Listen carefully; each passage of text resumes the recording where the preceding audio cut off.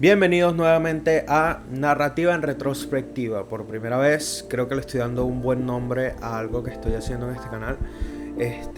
No sé, lo pensé y me gustó relativamente. Tal vez en algún futuro lo cambie o empiece a hacer otra cosa.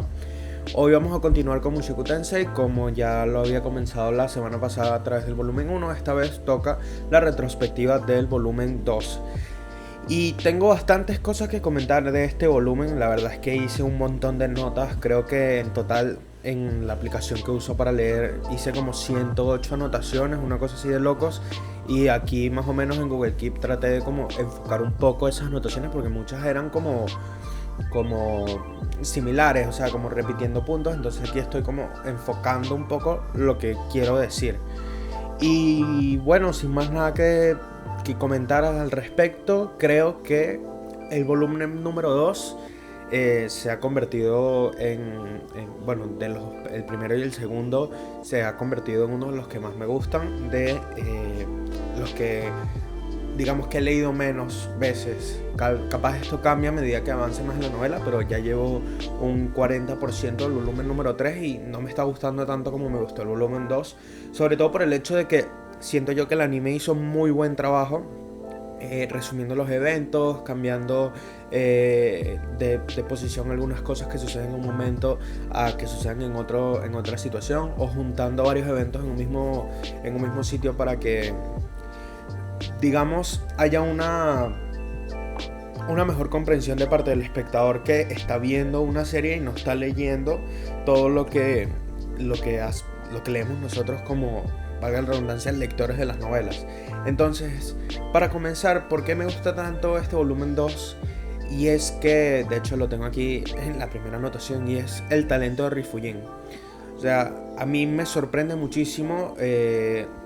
Bueno, realmente a través de los estudios uno empieza a comprender cuando un autor es realmente bueno, ya sea de literatura, ya sea de audiovisuales, ya sea un guionista, básicamente porque todas las historias siguen una estructura narrativa, y alguien que tiene estudios es capaz de identificar ciertas cosas narrativas que probablemente una persona sin ellos no sabría decirte por qué esto es tan bueno, sin entrar en un análisis muy profundo, o sea, sin darse cuenta al principio de coño, esto está arrechísimo, o sea, pensarlo de esa forma, sino capaz que lo siente y luego capaz necesita una revisión o pensar exhaustivamente en por qué le gusta algo para identificarlo porque es tan bueno. Entonces, mientras yo lo voy leyendo, yo las primeras 6 novelas las leí en Webnovel una vez, y luego cuando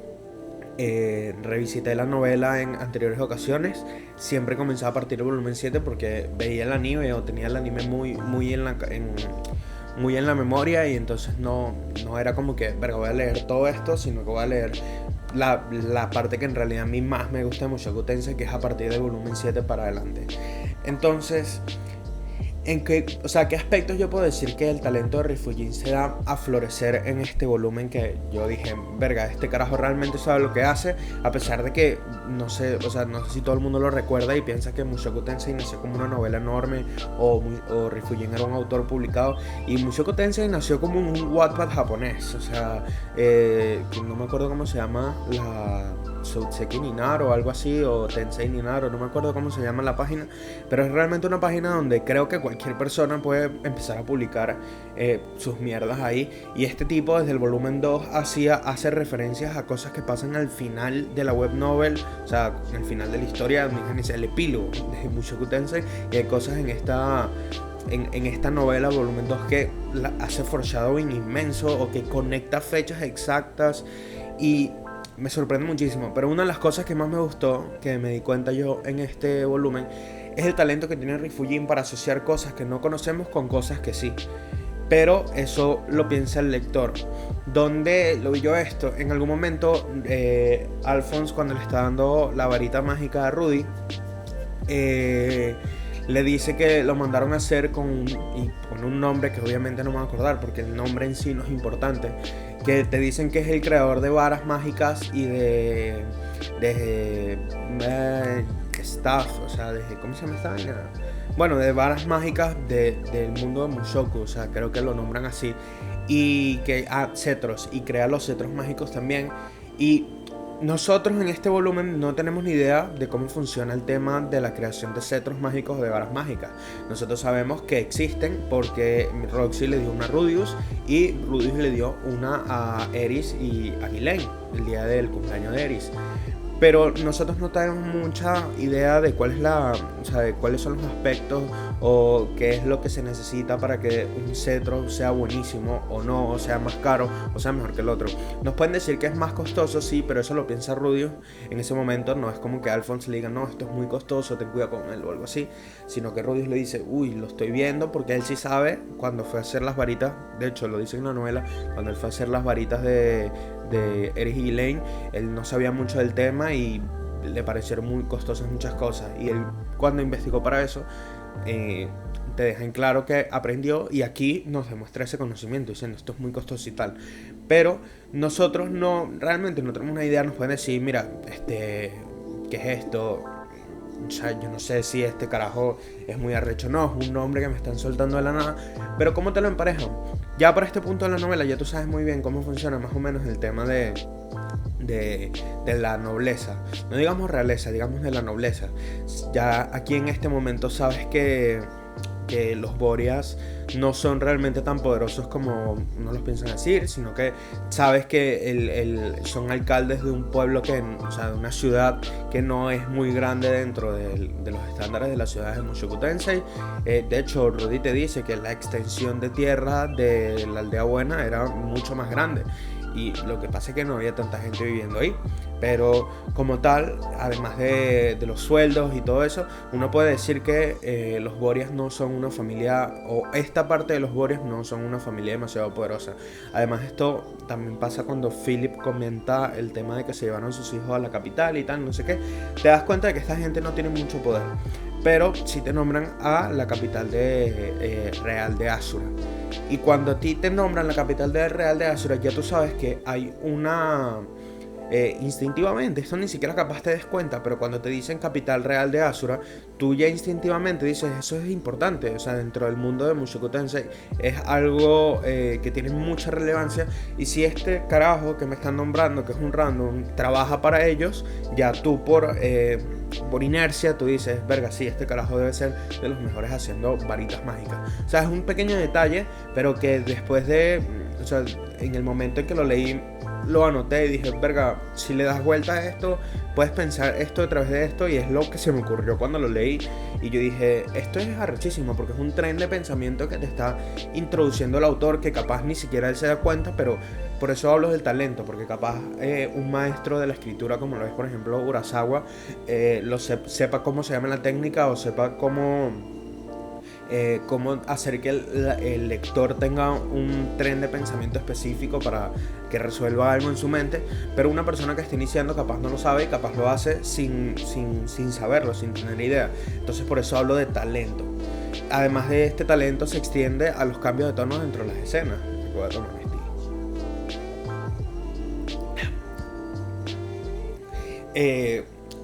Que es algo que yo digo muchas veces. O sea, en estos días me puse a intentar grabar un video sobre las críticas a Mushoku en My Anime List, y mucha gente hablaba de las cosas que hace Rudy y tal. O sea, siempre se quedan en el mismo punto de crítica, y lo decían como que estos son problemas del anime y tal, de los japoneses. Y yo no vengo a decir aquí como que no hay un problema en los japoneses, pero pensar que cada historia que contenga elementos sexuales dentro de una historia, y que no sea un seinen, o que no tenga un tono totalmente oscuro todo el tiempo, todos los elementos sexuales responden a japonesadas y a fetiches raros, es una cosa que yo no estoy a favor. Porque cuando tú estás leyendo la novela, y esto va con mucha gente que dice que se lee la novela, y uno se da cuenta de que obviamente no la leyeron, porque hay gente que dice no, que Ruiz no cambia y tal, y es mentira. O sea, eso me molestó mucho también de Mariana Golondrina, no sé ni cómo se llama o sea, algo así. Ella salió en Twitter diciendo como que no, que el carajo no cambia, que yo me leí las novelas tal y tal, y yo literalmente estaba leyendo las novelas en ese momento, lo estaba haciendo revisionado, hice un montón de capturas de cosas que dice Rudy, y es como que, loco, no te das cuenta que este tipo no es el mismo que era al principio, y es que hay gente que simplemente quiere dar un argumento, lanzarlo al aire y decir cosas como que esto estaba mal y no, o sea, porque simplemente a ellos les parece mal. Entonces, como a ellos les parece mal, para todo el mundo le tiene que parecer mal. Entonces yo digo, además que ella decía también como que el autor no sabía escribir, y yo decía, verga, no sé, yo he leído a Julio Verne, he leído a Sanderson, he leído a Rifujin, he leído autores de manga que también tienen o sea, estos aspectos que voy a nombrar ahorita, que es el cambio tonal de escenas, que he leído guionistas.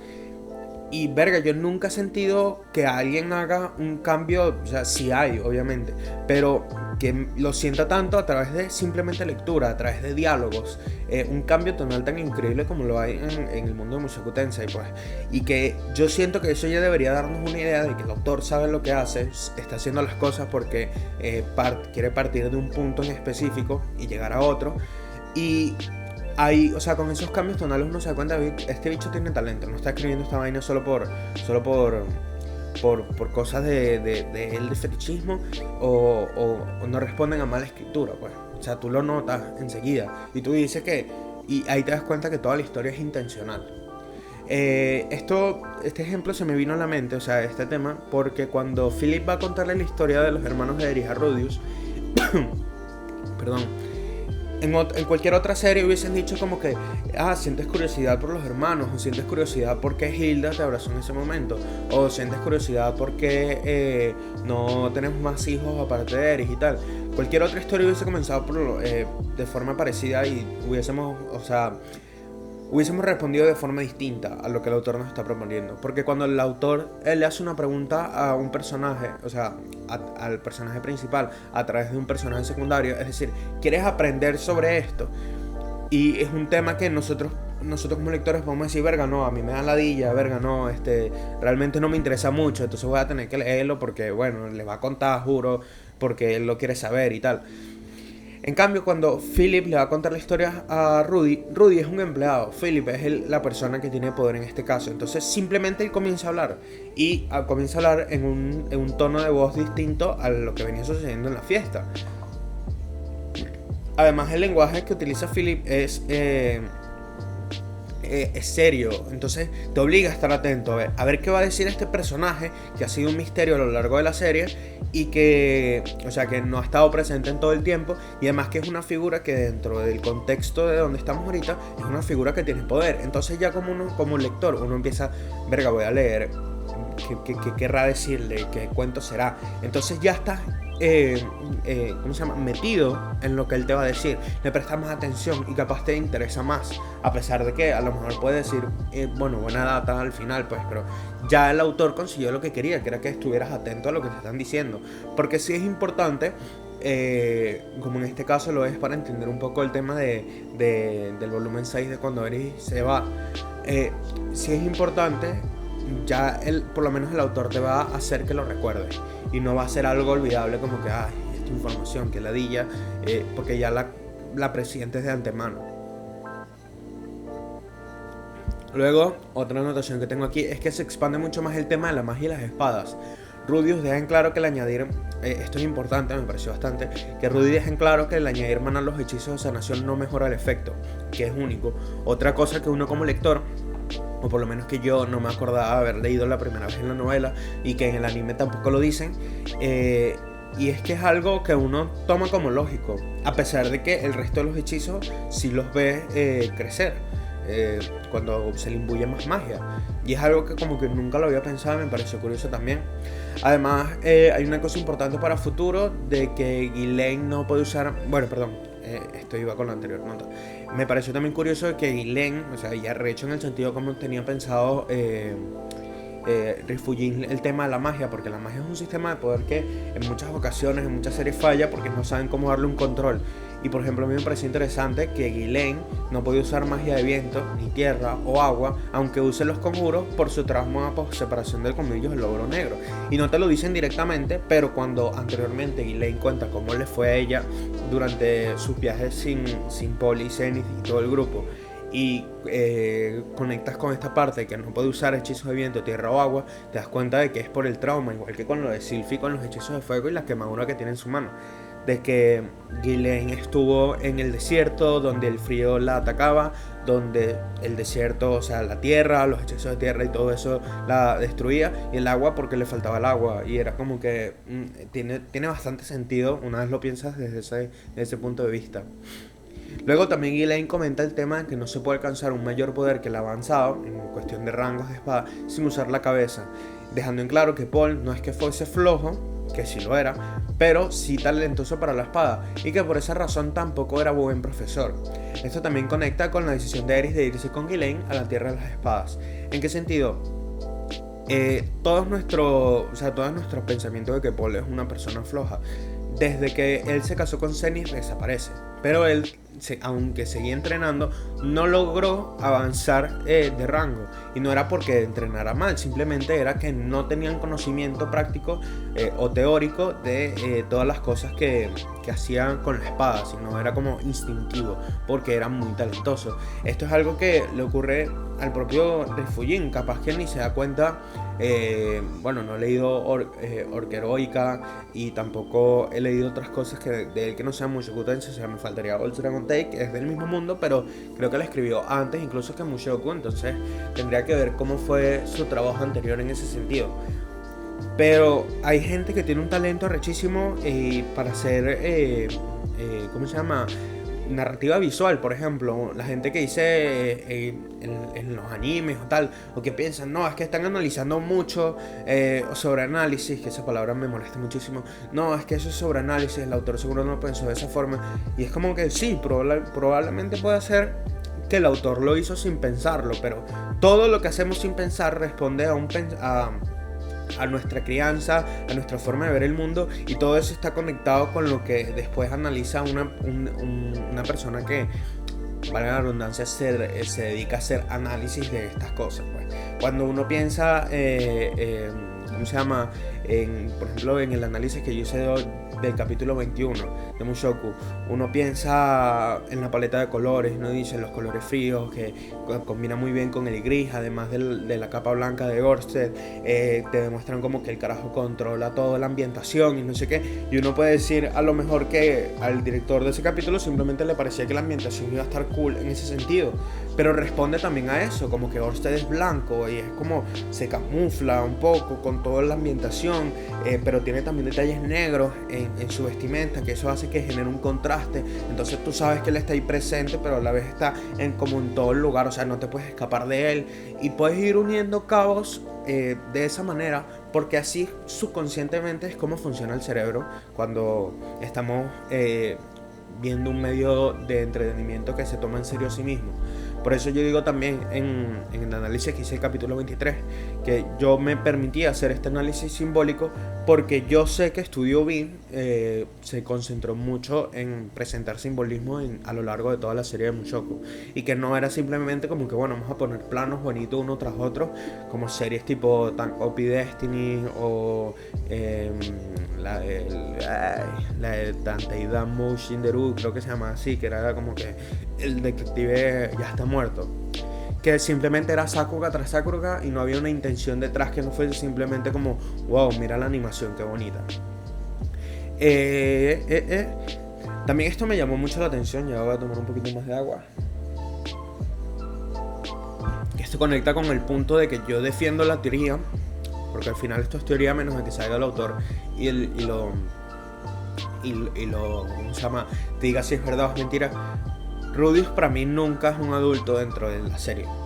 Para mí la reencarnación a la que se refiere Refugin cuando todo esto es como que naces y tienes los recuerdos de tu mente pasada, pero durante la novela hay muchos puntos exactos donde Rudeus dice, cuando por ejemplo habla, ahorita que estoy leyendo el volumen 3, cuando habla por primera vez con Hitogami, él dice, todos mis recuerdos están volviendo, es como si volviese a ser la misma persona de antes. Y tú dices, entonces cuando tú estás en tu otro cuerpo, no todo el tiempo estás pensando como la persona que eras antes, sino bajo ciertas circunstancias que recuerdas que en tu vida pasada viviste de cierta forma y que en ese momento tú dices, verga, de esto puedo aprender, o verga, de aquello que yo estaba haciendo antes, voy a repetirlo en este momento porque siento que así como deberían ser las cosas. Entonces yo siento que esa es la diferencia. De Rudius en realidad es un niño con unas memorias y que por el mismo tiempo el tema de ser un niño ay, él utiliza sus recuerdos de una supuesta vida adulta que tenía para poder salir un poco adelante con las situaciones que se le van presentando, pero en el resto del tiempo es un niño. El tema es que también el anime cuando Rudius está chiquito le deja, o sea, tiene ese cambio de voz con el treintañero que sirve para propósitos visuales, sirve para propósitos narrativos, de que más adelante él empieza a pensar con su voz de ese mundo, pero que a mucha gente le chirría, le choca ver a un niño hacer cosas con otros niños, con otra niña a esa edad tan pequeña y él pensando como un adulto viejo, pero es más o menos la intencionalidad detrás, creo que es el punto. ¿Y por qué quiero dejar esto en claro por mi forma de ver a Rudius como un niño? Y es porque se nota en este volumen como poco a poco se va encariñando sanamente con Eris. O sea, hay muchos momentos que me parecen súper tiernos, súper cuchis, donde Rudius está hablando internamente y habla desde la ternura, o sea, y habla como un niño, no dice como que, uy, Eris está hermosa o algo así, sino como dice, ay, se ve muy linda, o ay, me dio mucha ternura el cómo puso su rostro en ese momento y me dieron ganas de abrazarla y cosas así. No es como que se refiere a Eris siempre a través de pensamientos sexuales, sino justamente cuando se dan esas oportunidades que sus recuerdos anteriores como que toman la batuta. Y además de que, ¿qué más dice? Bueno, de que esto yo también lo pienso de esta forma, porque cuando vemos el final del volumen 12, en el tema con la tumba de Paul y todo eso, Rudius dice que él solo era un niño pretendiendo ser adulto por sus memorias pasadas. Y eso a mí es el punto de inflexión en mi pensamiento de que Rudius es un niño con unos recuerdos de alguien más. O sea, es como si a ti desde niño hubiese una tecnología y te implantaran recuerdos de Hitler. Tú no eres Hitler, tú recuerdas a Hitler como si hubiese sido tú, pero ya tú no eres él, eres otra persona. Y hay esta pequeña batalla interna o esta dualidad entre pensamientos, y me parece súper interesante cómo la aborda Rifujin en este sentido, que yo creo que si tú lo analizas desde este lado, muchas de las cosas que hace Rudius pierden esa P-word que todo el mundo piensa que tiene. ¿Por qué? Porque el desarrollo de Rudius no va en que deje de ser pervertido, porque mucha gente piensa, no, es que Rudy le agarra las tetas a Eri, es un pervertido, nunca cambia. Y es como, el tema de Rudius no es que cambie de ser pervertido, no. Esa es su personalidad. Además, los Grey Rats son todos unos pervertidos y la sangre y el cuerpo de Rudius nuevo le afecta muchísimo. Su desarrollo va por el tema del consentimiento, de no ver a las mujeres como meros objetos sexuales para su disfrute, sino para verlas como compañeras de vida con el que comparte, obviamente, relaciones sexuales. Eso es algo obvio que iba a suceder durante toda su vida, pero ese era el cambio importante que tenía que darse.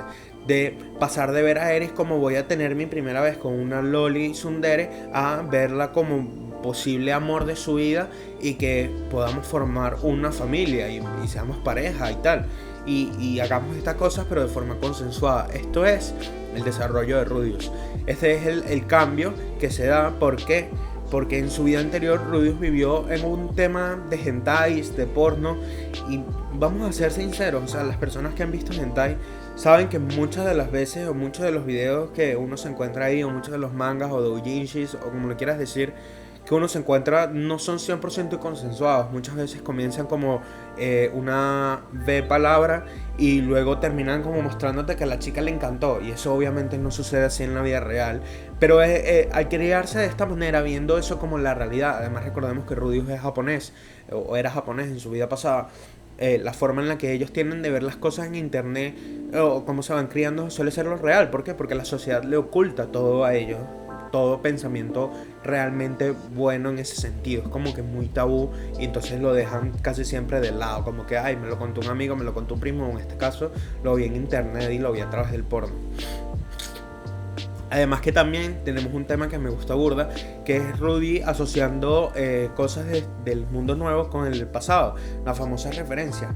Y esto yo sí me acuerdo que a medida que avanza en la novela, usa cada vez menos, o sea, cada vez menos va mostrando interés en el pasado, en decir como que, uy, esto me recuerda a esto del pasado, o uy, esto me recuerda a tal anime, o uy, esto me recuerda a tal videojuego.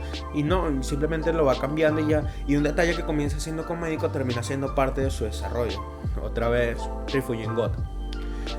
Luego, lo que estaba comentando con el tema otra vez de Rifujin y su talento, o sea, cómo conecta las fechas con el epílogo, y estamos en el volumen 2. O sea, imagínate empezar tú a escribir una novela de Wattpad y empezar a escribirla, y en el volumen 2 decir, mira, ya yo sé cómo va a terminar toda esta novela, los 26 volúmenes, 24 en Web Novel, voy a poner estos detalles aquí de una vez porque sé que van a funcionar aquí. Bueno, solo quiero que sepan que desde el corte anterior a este han pasado como 4 días, creo yo, desde que comencé a grabar el podcast. No me lo tengan en cuenta, simplemente que tuve que cortar en ese momento y solo puedo seguir ahorita, y me da mucha flojera volver a grabar desde el principio. Uy. Entonces nada, vamos a seguir en el tema de conversación con el que estaba teniendo antes. En este caso me parece, o sea, arrechísimo lo que estaba comentando del tema de colocar detalles que son de partes del final de la novela, porque no se siente como un retcon, ¿sabes? No se siente como algo como que, bueno, lo dejó abierto a este sentido y luego le pensaré dar detalles sobre por qué se dio esta situación, como tratando de acomodar los eventos posteriores con los eventos pasados. ¿Y por qué digo yo esto? Porque justo la conversación donde Sauros le cuenta a Rudius el tema de que él consiguió esa anomalía en el cielo 3 años anterior, se da en un momento donde por temas de fecha sabemos que Rudius hizo que la mentalidad de Roxy cambiara, y justo también donde Rudius salva a Sylphie, él teniendo 5 años. Y entonces es como que desde un principio las fechas coinciden tanto, y coinciden también con los dos eventos que se dan en el mismo año, que no parece retcon lo del final, lo del epílogo me refiero. Luego también tenemos que este volumen expande muchísimo la historia del mundo de Mushoku, pero el único pero que yo le doy es que parece casi un sumario, que quizás no es la mejor forma de hacerlo, pero como Rudy es el narrador, además solo tiene 5 páginas, o sea, puede ser como un detalle, bueno, o sea, sí, no me termina de convencer, pero tampoco me parece algo mal hecho si te quieren contar toda la historia del mundo resumida. Es como que, bueno, te la puedes saltar si quieres, si te interesa el mundo de Mushoku Tensei, te las puedes leer. Yo lo habría hecho de otra forma, o sea, sí, no me parece un aspecto que se pudo haber hecho mejor, pero, o sea, al ser un autor principiante no me parece la peor forma de exponer, de hacer infodump, porque, ¿cómo se llama? Es algo como que, bueno, te lo suelto todo de una vez y si tú quieres te lo saltas. No es como que te lo tienes que comer a juro, o si no entiendes todos los eventos anteriores de la guerra de hace 10.000 años, no vas a comprender la historia que te están contando, ¿no? Entonces es algo como que puede pasar desapercibido incluso si no te lo quieres leer. Pero si te lo lees, además la historia es súper interesante en el sentido de que es fácil de leer, es rápida de interpretar, y además tiene conexión con el mundo actual y la forma en la que se vive. O sea, por ejemplo, tienes idea de por qué el continente demoníaco es como es, y no es como que, bueno, spawneó un continente, estas son las personas que viven aquí y ya no hay historia detrás de por qué están aquí, sino que eso me gusta muchísimo porque Rifujin tiene como conocimientos de comportamientos sociales en tiempos de guerra y posguerra bastante adecuados, digamos. No sé si decir experto sea algo muy ir mucho más allá, pero adecuados en el sentido de que las cosas se dan como se hubiesen dado en el mundo real. Cómo funciona el ego de los humanos, cómo funcionan las alianzas. Un día estoy aliado con un grupo, otro día estoy aliado con otro. El tema de que por vivir en un sitio más duro, sí, tenemos menos población, tenemos menos recursos, pero los guerreros que tenemos se crían de forma mucho más mucho más dura, entonces terminan siendo guerreros más fuertes. Nuestra tierra desolada permite que nuestra idiosincrasia de lucha crezca muchísimo más que aquellos que viven en tierra de paz. Luego nuestra tierra se da mucho más para revolucionarios, es decir, o sea, tú tienes los reyes demonios y tienes los dioses demonios, pero son prácticamente entes revolucionarios porque se están luchando entre ellos muchas veces para conquistar el poder y para unificar ciertas partes de ellos, pero todo es en base a poder y a popularidad, digamos, por decirlo de una forma, dentro del reino demoníaco, porque incluso hay, cuando conocemos un poco más la historia de Kishirika, vemos como hoy en día ella no tiene esa influencia que solía poseer. Entonces, a pesar de ser un ente súper poderoso, ya no es lo que era antes, cuando comenzó la campaña militar de Laplas.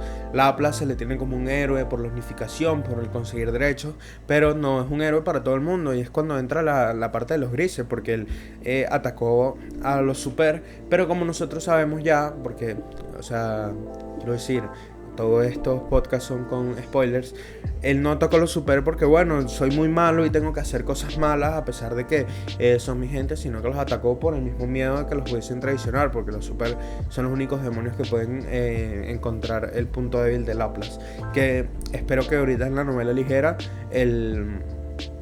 el Rifujin enfoque un poquito, o sea, cuando lo traduzcan, ver cómo Rifujin lleva este tema un poquito más, a ver si expande algo un poco más sobre este punto débil, o porque lo tiene, o qué sé yo.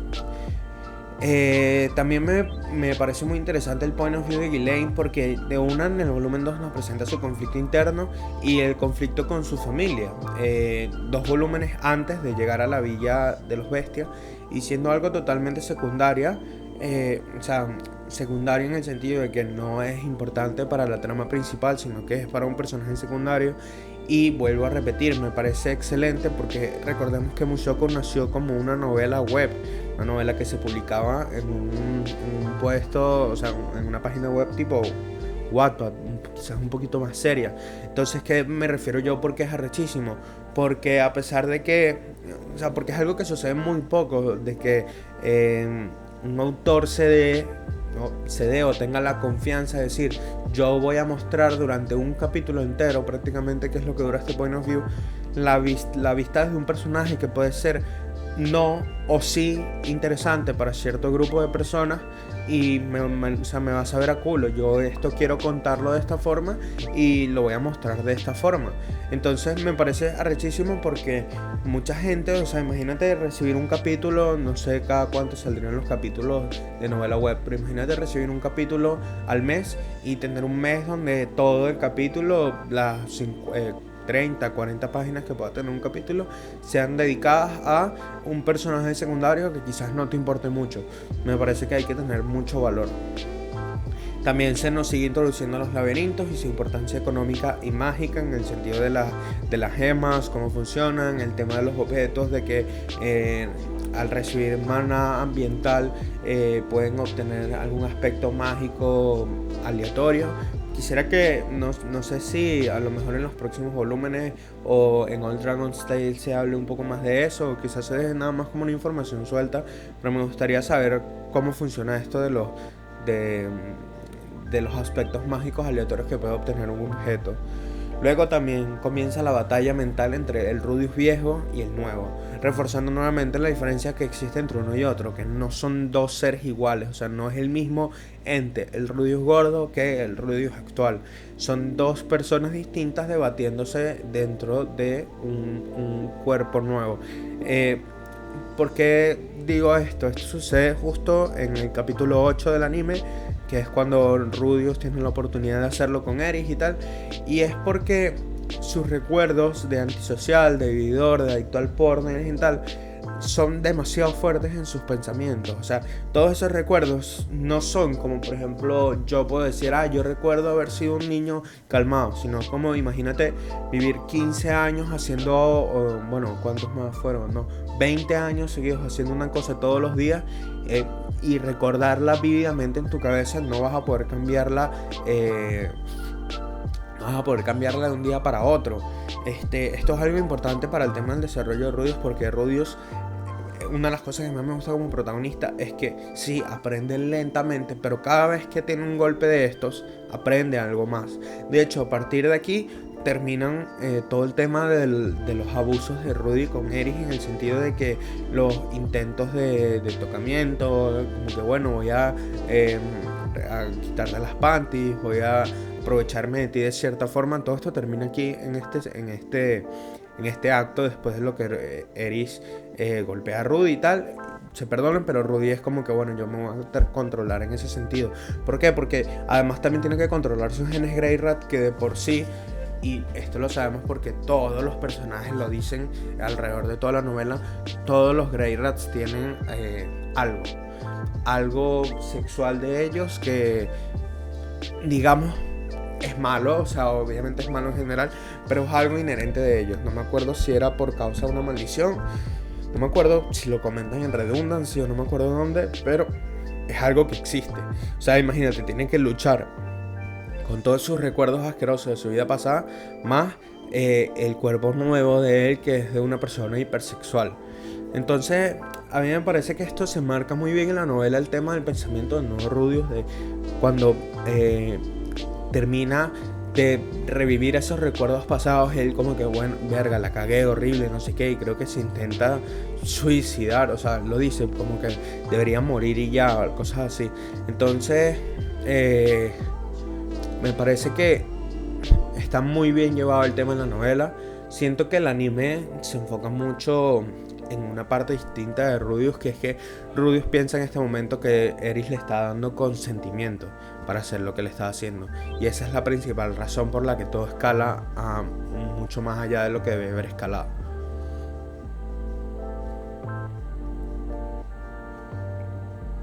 Y de nuevo, esto va con el punto mío de que esta batalla mental no existe, o no pienso que exista, para justificar lo que hace Rudius, porque todo lo que él hace estaría mal, aun si no tuviese recuerdos y fuese solo un niño, porque esto también lo hacía Paul, y todo el mundo decía que Paul de niño era un desastre, bueno, igual de adulto. Entonces, ¿y por qué lo pienso de esta forma? Porque no está mal que Rudius sea un pervertido. Todos tenemos algo excéntrico en ese sentido, sino simplemente capaz no lo has descubierto. El tema de Rudius es el consentimiento, el aprender a que las mujeres no son un objeto para su perversión únicamente. Y además no es algo que deba cambiar enteramente porque a la gente, a los lectores no les guste. Simplemente a lidiar con ello de forma sana. De hecho, más adelante él tendría esposas que disfrutarían de ese lado suyo de forma consensuada. Y es que eso es a lo que yo me refiero. No sé las personas que no han tenido una novia, pero muchas parejas tienen pequeños jugueteos que dentro de la relación funcionan porque ambos saben dónde, cuándo y cómo hacerlos, y disfrutar de esos jugueteos, que obviamente si haces con una persona que no está consintiendo todos esos actos, obviamente se va a ver terrible, se va a ver como lo que es, como un abuso. Entonces, en ese sentido es lo que yo opino de Rudius. Por algo sus esposas son parecidas a él en ciertos aspectos, sobre todo los que tienen que ver con la sexualidad, porque solo personas así aguantarían a alguien de esa forma. Que es algo que yo digo como que no tiene sentido que, por ejemplo, Rudius se vaya a decidir casar justamente con una persona súper santísima de monja que no haya hecho nada, porque él no es así. Entonces es como una forma de decir tipo, no, bueno, él tiene que cambiar a juro porque él está enamorado de una persona que es lo totalmente contrario a él. Y en ese caso me gusta mucho como en este caso Rifujin maneja las relaciones de Rudius a lo largo de la novela, porque nadie cambia forzadamente. O sea, nadie se ve dentro de la relación obligado a cambiar para mantener las cosas como vayan bien. Sylphie quizás se reprime un poco, pero es su misma personalidad la que hace eso. No es como que ella no lo haya pensado de antemano. De hecho, creo que más adelante en la cuarta novela, cuando se da su introducción, o más adelante cuando empecemos a ver point of view de parte de ella misma lo dice, que desde antes de incluso volver a ver a Rudy, ella cuando pensaba en casarse con él ya pensaba en el tema de las demás esposas, de cómo iba a tratar con eso. Entonces es como, no es algo forzado, no es algo que Rudius obliga a ellas a cambiar de sí mismo. De hecho, más bien él a lo largo de la novela busca que sus esposas persigan sus sueños, que hagan lo que quieran hacer y que se sientan libres en ese sentido. De hecho, ups, hay una cosa que me gusta mucho de la novela, que es que cuando ya sucede la reunión con Eris nuevamente, Rudius no se cohíbe en usar a Eris como aliado a la hora de pelear. ¿Por qué? Porque él siente que sería un desperdicio, no en el sentido de como fuerza aliada, que sí, pero sino un desperdicio para todo lo que hizo Eris por él, de entrenarse tan duro y de esforzarse simplemente para pararse al lado de él cuando estén peleando. Y eso me parece súper increíble también, a la par con lo de Roxy buscando ser profesora, con lo de Sylvie queriendo dedicarse a ser ama de casa porque era desde pequeña siempre se vio de esa manera con Rudy. O sea, no sé, siento que todo el tema de las relaciones de Mushoku Tensei va muy de acorde, no a los deseos del autor, como que digan, no, yo quiero que mi personaje amoroso haga esto, o sea, como un caso tipo Sao, que ves a Asuna dejar de ser Asuna cuando está con Kirito, o personajes femeninos como Sakura, o verga, ¿quién más me puedo recordar así ahorita? No sé, hay muchísimos ejemplos de eso, de que cuando consiguen pareja ya es como que, bueno, ya no soy lo que yo era antes. Y no, en este caso es como que una continuación. ¿Por qué? Porque las relaciones son algo mutuo. No es como que yo tengo que cambiar solo para estar contigo.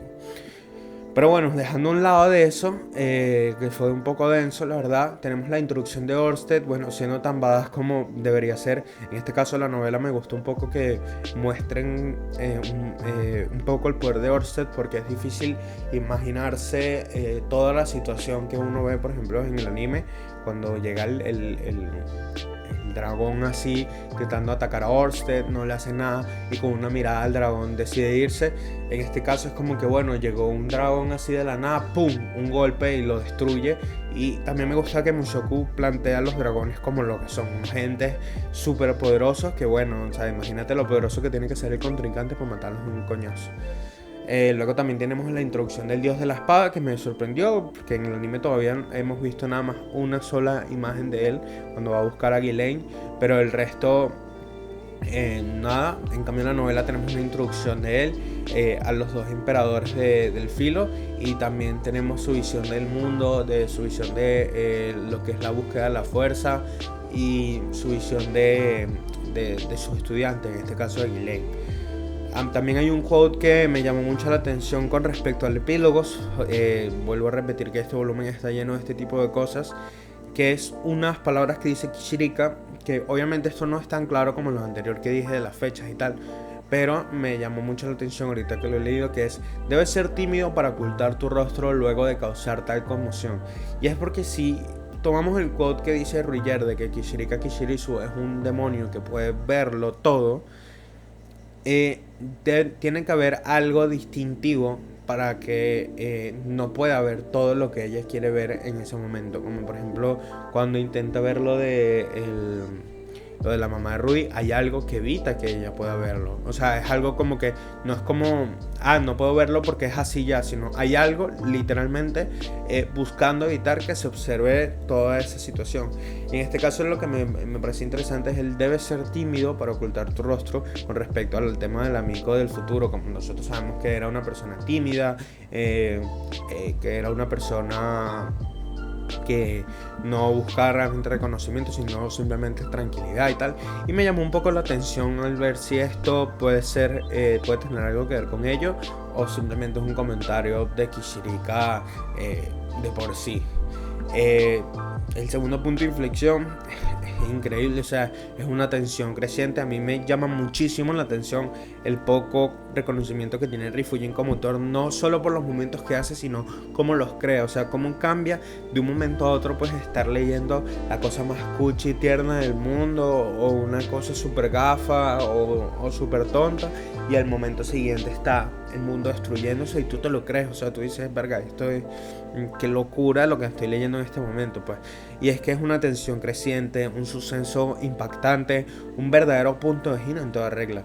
O sea, no es descabellado, no rompe reglas establecidas y tiene consecuencias, y tiene las consecuencias de un desastre natural. Y es que en eso se basan los puntos de inflexión de Mushoku, en que muchas veces vemos, por ejemplo, esa es una de las grandes críticas que yo tengo de Pandora Hearts, de que todo, o sea, hay una recta final que a mucha gente le gusta y a mí me pareció horrible leerla. Primero porque es un manga que para leerlo es difícil, o sea, se entiende muy poco, el paneling no es, no, o sea, no pienso decir que este libro es terrible porque no he estudiado paneling de manga ni nada por el estilo, pero a mí se me hizo una lectura súper complicada y además cada capítulo te querían hacer revelaciones que supuestamente lo cambiaban todo y en realidad no cambiaban nada, era como que simplemente me iba molestando más porque era como que, este es el enemigo final.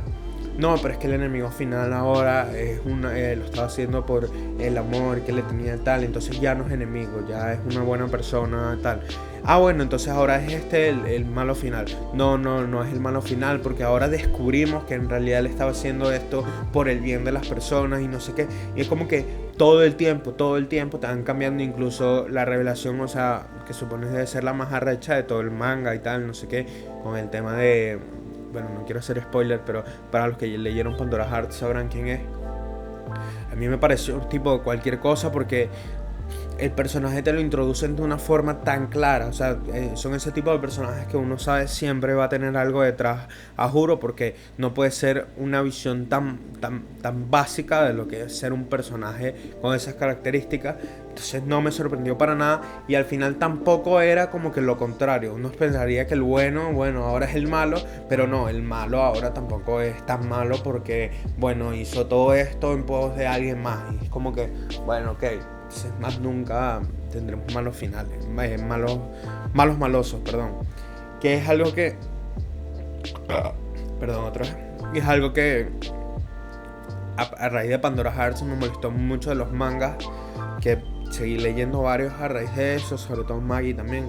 Bueno, Maggie sí tiene como un maloso, pero todo lo demás que rodea a Maggie, tipo, o sea, desde el arco de la academia, todo me parece cuesta abajo, pero chimbísimo. El punto es que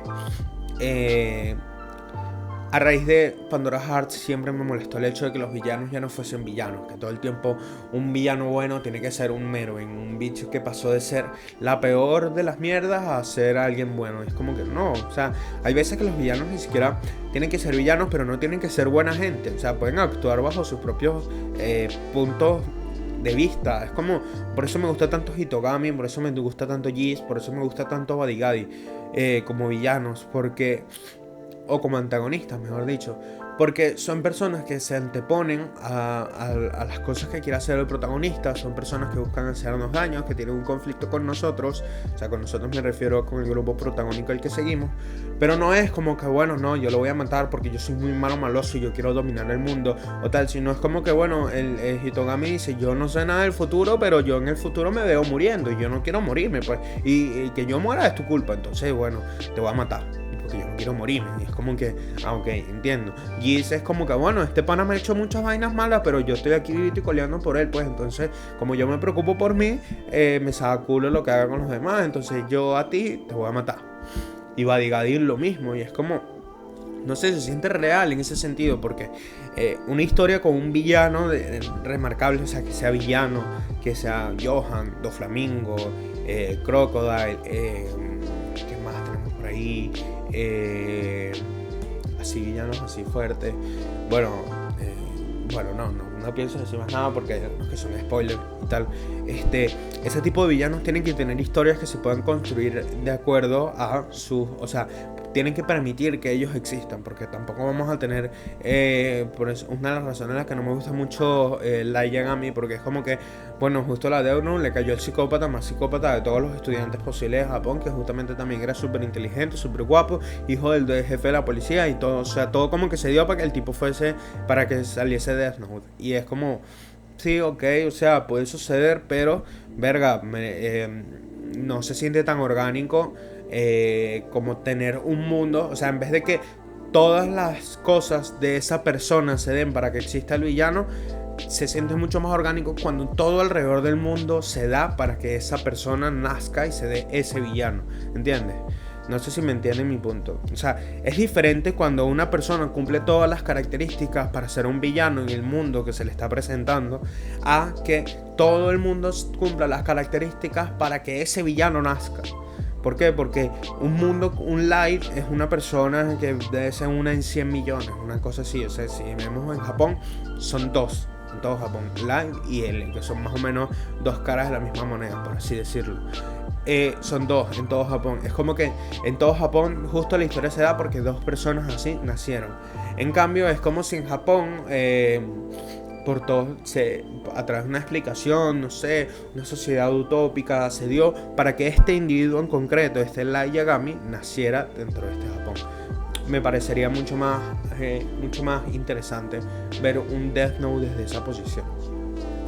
Pero bueno, creo que me fui del punto. ¿Qué más tengo aquí anotado? También me sorprende y no me acordaba que lo que vemos al inicio del capítulo 11 en este volumen. Perdón, que no sé anotar, entonces como que me confundo todo, además tengo burdo de sueño.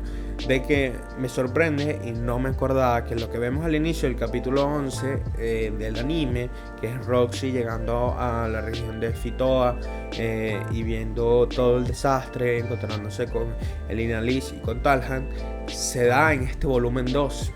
O sea, ahí vemos más pros a favor de la adaptación de Mushoku. Me parece que como lo hicieron quedó muy bien. Para a mitad del viaje, nosotros, sí, más o menos mitad del viaje, porque llegan a Milis en el capítulo 16. Entonces sería, y el viaje termina en el 23. Entonces si el viaje inicia en el 9, 10, 11, 12, 13, 14... 14, sí, más o menos a la mitad del viaje se da que uno, o sea, la mitad del viaje hacia la parte donde nos vamos a enterar, o sea, porque sí, no sé contar qué me está pasando, es que tengo como un día sin dormir demasiado bien y me estoy volviendo loco. Entonces tenemos el 8, el 9 y el 10, perdón, el 9, el 10 y el 11, son 3 capítulos. Y en el 11 nos enteramos y llegamos al 16. Bueno, sí, como un 40% del viaje. Ya ni sé qué es lo que estoy diciendo. Pero bueno, nos enteramos en un buen punto de la historia que lo que le pasó a Rudeus y a Eris y a Gilei no fue algo que le pasó solo a ellos. O sea, no fue algo que les pasó solo por ser protagonistas, sino que afectó a toda un área muy grande del mundo de Mushoku Tensei, a toda la región de Fitoa. Y por ende entramos como subconscientemente entendemos como que verga, sí, esto ocurrió tal, qué pasará cuando ellos lleguen, pero a la vez estamos en el mismo mood que los protagonistas de, bueno, estamos de aventura y tal y no sé qué, y solo se nos dan pequeños recordatorios de que algo sucedió en el capítulo 14 cuando vemos lo de Sauros, y luego ya, bueno, tenemos el capítulo 16 que es donde encontramos a Paul, pero el resto es como que pasa muy por debajo de la mesa, como le pasa también a los protagonistas. Y es que nosotros estamos viendo la historia desde su perspectiva.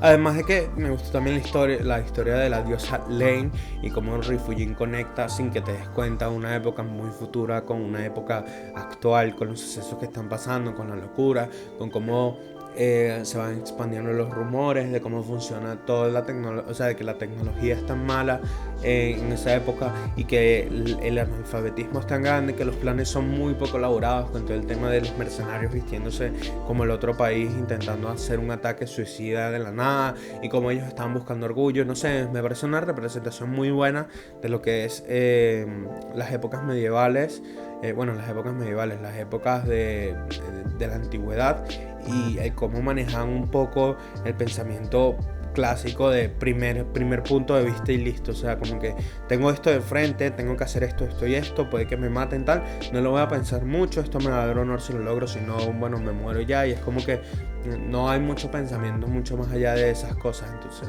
no sé, me pareció también interesante, aunque la primera vez que lo leí no me gustó demasiado porque sentí que cortaba un poco el ritmo del volumen, pero es un capítulo extra, entonces es como que ya me acostumbré a leer a cómo funciona la literatura, y un capítulo extra no te va a bajar el volumen, sobre todo si pones en contexto que probablemente ese capítulo extra se añadió en la novela web y en un momento en el que, bueno, como un 4.5 de los que suele haber, o un capítulo .5 del manga. O sea, tiene ese como algo extra, realmente extra, como que bueno, añade algo, pero tampoco me corta la narrativa que estoy viendo, más bien añade muchísimo con el tema de world building. Pero bueno, me estoy muriendo de sueño, entonces creo que ya comenté todo lo que tenía que comentar para este volumen 2 de Mushoku.